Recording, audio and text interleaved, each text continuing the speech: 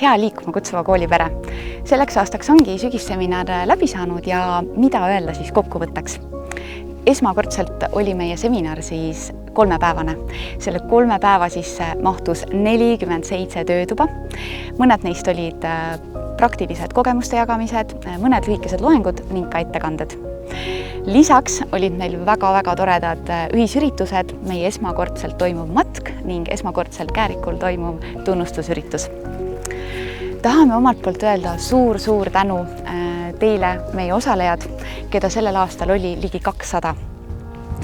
Me täname teid selle eest, et te leidsite sellisel väga kiirel ajal selle hetke, tulite meile siia Lõuna-Eestisse külla ja võime vist kõik siin öelda seda, et ilma teieta ei oleks ka seda sügisseminari.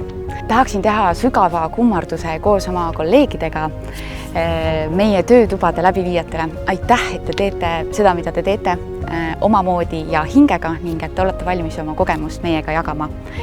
Samuti tahame teha suure aplausi Kääriku spordikeskusele, kes alati võtab meid vastu mõnusa järvevaate ja mõnusa kuppelmaastikuga. Ja lisaks tahaks läbi selle ekraani saata kallistused oma kõikidele kolleegidele, kes teevad seda sügisseminari nii suure südamega ja panustavad siia alati nii palju. Te olete üli ägedad. Aga mis siis ikka? Mina siit poolt ütlen meie kõigi poolt kohtumiseni seminarides, loodame, et ka koolikülastustes ja seniks Liikuma Kutsuvat kooliaastat teile, püsige terved ja ärge unustage liikumisrõõmu. Tšau!